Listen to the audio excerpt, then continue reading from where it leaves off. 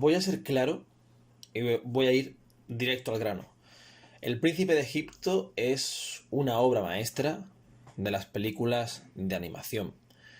Tiene una serie de elementos que la hicieron y la hacen a día de hoy una película colosalmente preciosa y hermosa, y que va mucho más allá, trasciende mucho más allá de ser meramente una película sobre una historia que se encuentra dentro de la Biblia, sobre una historia religiosa, porque si únicamente hubiese sido eso, una película para la gente creyente, se habría quedado ahí. Pero El Príncipe de Egipto fue más allá de eso. No era únicamente una película religiosa, sino que su mensaje se centraba en el conflicto entre dos hermanos. Y eso fue lo que hizo destacar al Príncipe de Egipto. Creo que fueron tres los elementos que le hicieron destacar. Su música, que es preciosa, está muy bien hecha y es muy emotiva. Su estructura narrativa, es una película que tiene 1 hora y media de duración, pero te lo cuenta todo de una manera sin andarse por las ramas, pero al mismo tiempo dándose tiempo para contar debidamente las cosas. Y el desarrollo de personajes, sobre todo Ramsés y Moisés, ¿no? Que son los grandes protagonistas. Es la diferencia que hay, por ejemplo, entre esta película y Los 10 Mandamientos, ¿vale? Que la protagonizaba Charlton Heston. Esa película, Los 10 Mandamientos, te cuenta exactamente la misma historia que El Príncipe de Egipto, la liberación del pueblo, ¿no? Hebreo. La diferencia es que Los 10 Mandamientos es directamente cogerte la Biblia y llevártela a la pantalla. Es mucho más verídica, funciona a modo de documental más que otra cosa. E incluso los personajes hablan en plan, y yo hice esto porque el padre me dijo no sé qué, y ahora haré esto por esto, lo otro. Los personajes parecen como robots, ¿no? Y como que hacen lo que hacen, pues porque es lo que les toca, porque es lo que hay, lo que pone en la Biblia, y punto. Si quieres ver una película que se centra más en contarte un episodio de la Biblia y, lo dicho, ser a modo de documental, aunque la película es maravillosa por la época en la que se hizo y los efectos especiales de la época y toda su... el vestuario, los escenarios y, lo dicho, los efectos de la época, es una grandiosa película. Si quieres ver una película que sea a modo de documental, sin mucho corazón, pero muy grande, una gran película, puedes ver Los 10 Mandamientos. El Príncipe de Egipto, vale, hay cosas que se saltan, hay cosas que modifican un poco, pero es, uno, para adaptarla a una película mucho más corta y donde no es tan importante contarte la historia de la liberación del pueblo de Egipto, que también, pero se le da mucha más importancia al conflicto de los personajes y a lo que ellos sienten y viven durante el desarrollo de la historia. Por eso El Príncipe de Egipto es tan maravillosa. Hay cosas dentro del Príncipe de Egipto que no me gustan, pero esto más que por ser por la propia película, es por la historia que te cuentan. Quiero decir, este dios hebreo es cruel. O sea, Moisés se fue del pueblo de Egipto, se convirtió en granjero, se alejó de todo aquello, encontró un lugar en el que realmente era feliz, encontró un lugar donde se sentía en armonía, un lugar donde él sentía que debía estar. Y vaya, aparece Dios y le dice, tú, porque sí, vas a ir a Egipto a enfrentarte a tu pasado, a enfrentarte a tu hermano y a librar a todo el pueblo. Y es como, pero a mí, ¿por qué me cargas con esta responsabilidad? Pues porque soy Dios y te cargo con ella porque sí. Y es como, si tú, Dios Todopoderoso, podrías hacerlo tú, en vez de llamar a un pobre granjero que ha pasado por todo lo que ha pasado para irse de Egipto. Y aparte dice, ¿no soy yo acaso el que crea al ciego y el que crea al cojo? Ahora ve. O sea que tú mismo admites que has creado a gente con problemas de visión y problemas para andar. Eres un dios muy cruel. Por no hablar de lo de poner sangre de cordero en los arcos de las puertas. Si pones la sangre de cordero, Dios no te matará. Pero si no lo pones, Dios irá por ti y te matará. Da igual que seas creyente, no seas creyente, seas una víctima, seas una mujer, un hombre o un niño. Si no pones sangre de cordero en la puerta, te voy a matar. y es tremendamente injusto. O sea, yo puedo comprender que sea como un ultimátum, ¿no? Para que Ramsés ceda a liberar el pueblo de Egipto, pero es como, no es justo, ¿vale? Entonces, me parece un personaje muy cruel, Dios, en esta película. Pero lo dicho, es en la película y por ende en la historia de la Biblia. Pero no es problema de la película, es problema de la propia historia. Hay partes, como por ejemplo se ven los 10 mandamientos, que Moisés se va unos días para conseguir, bueno, las tablas de piedra, ¿no? Los mandamientos. Y el pueblo hebreo, poco agradecido tras su liberación de Egipto, pues se les va la pinza, dejan de creer en Dios, dejan de creer en Moisés, crean un toro de oro y hacen una bacanal tremenda. Y Dios, como castigo, los obliga a vagar 40 años por el desierto, hasta encontrar la tierra prometida. En el Príncipe de Egipto esto no está. Directamente salen del mar y encuentran su pueblo y Moisés pues aparece con las tablas de piedra.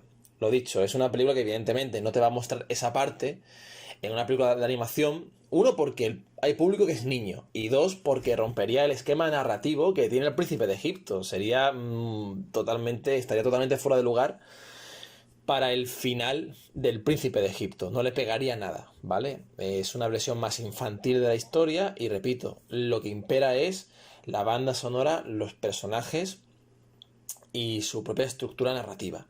Ya el principio de la película El Príncipe de Egipto, que es con la canción de Libéranos, ya te deja con la boca abierta, ¿no? Es una película que sí, pese a ser de animación, se toma en serio a sí misma, no tiene reparos en mostrarte la crueldad de la esclavitud, y la música te deja totalmente embelesado y te mete totalmente de lleno en la película.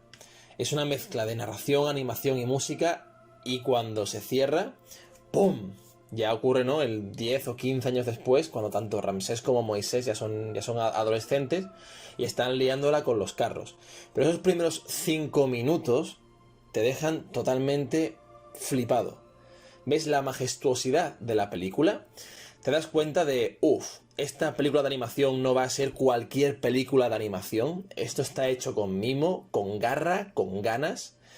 Y es uno de los grandes sellos de identidad de esta película dentro del género de animación. Un milagro en la historia de la animación.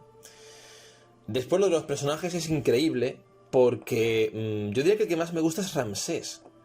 Y es mi preferido porque desde el principio de la película se ve que, bueno, la madre de Ramsés, ¿no? Encuentra a Moisés en esa cestita en el río, lo coge y ya pues Ramsés siente un poco de celos porque se lleva al niño y él como que quiere, mamá, no te olvides de mí, ¿no? Pero a pesar de eso pasan los años y son uña y carne.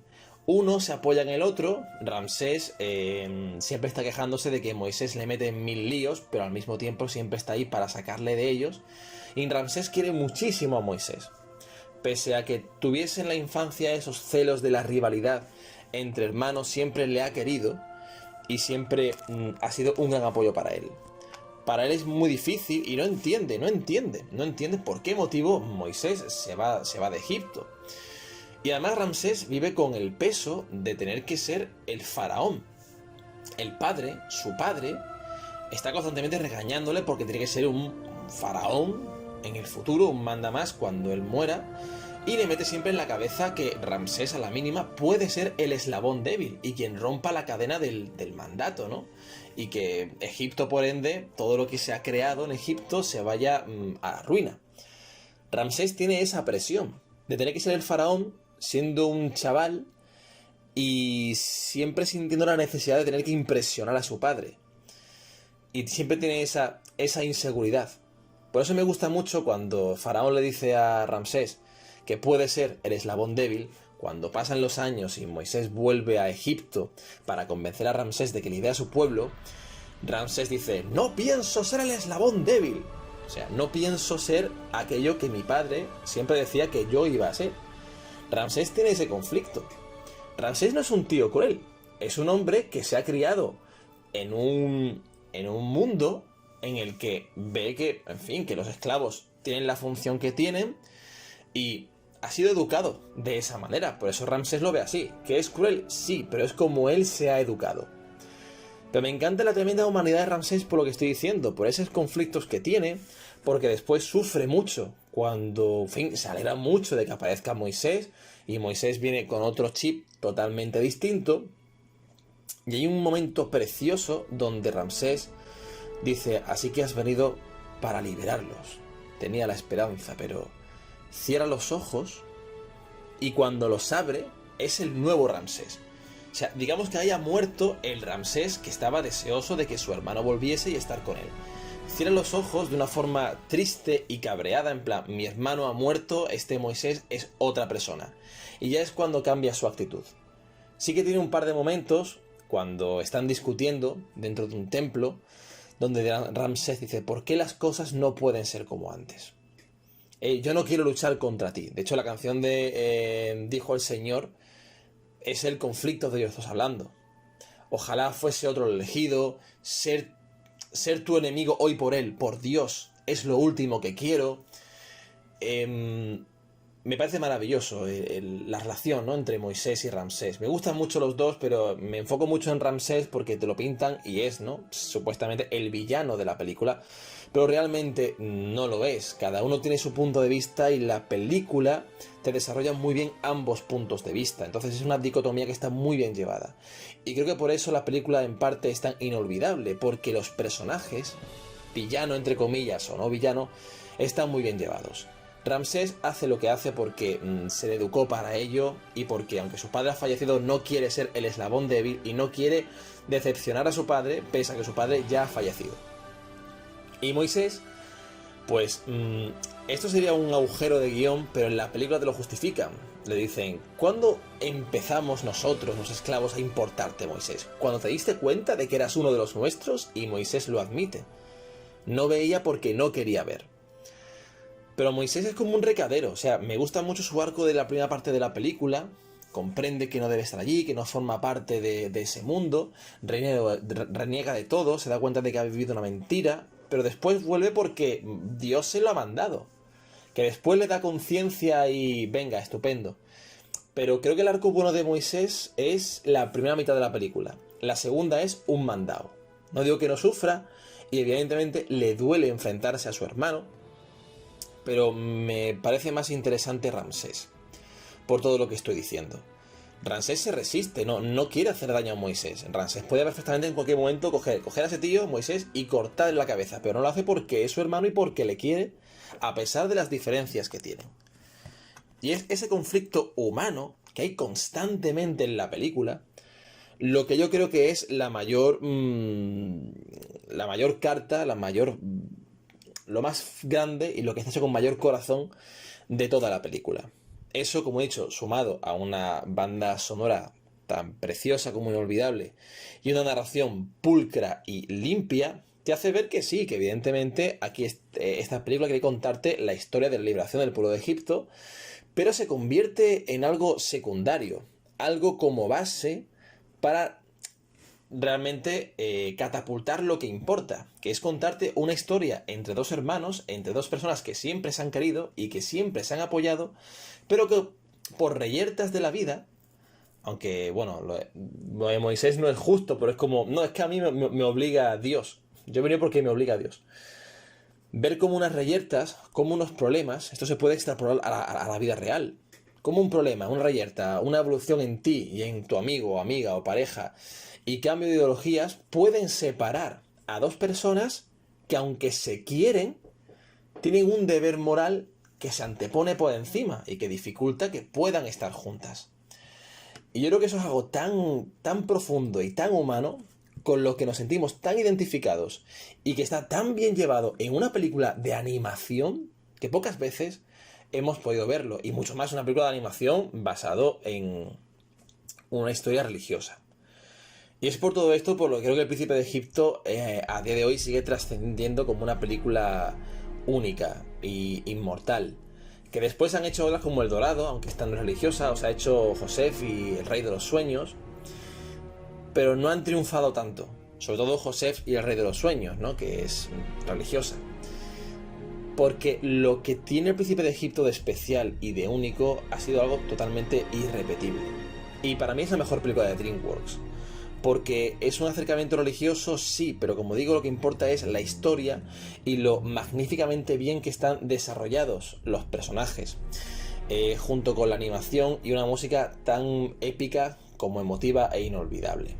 Es un conjunto de elementos que crean una película totalmente colosal, y sea o no sea mucho o poco verídica con lo que quiere contar, con la Biblia, para mí es una de las mejores películas religiosas de todos los tiempos, porque extrapola más allá de la religión, porque no es solo contarte una historia religiosa, es contarte la historia de unos personajes de una forma tan cercana, tan espiritual y tan humana, con la que nosotros nos sentimos directamente identificados. O sea, no puedo poner ninguna pega a la película, he comentado desde antes, pero son pegas de como he dicho, de la historia de fondo, no de lo que el príncipe de Egipto quiere contarte. Y por todo ello es sencillamente, abrumadoramente maravillosa.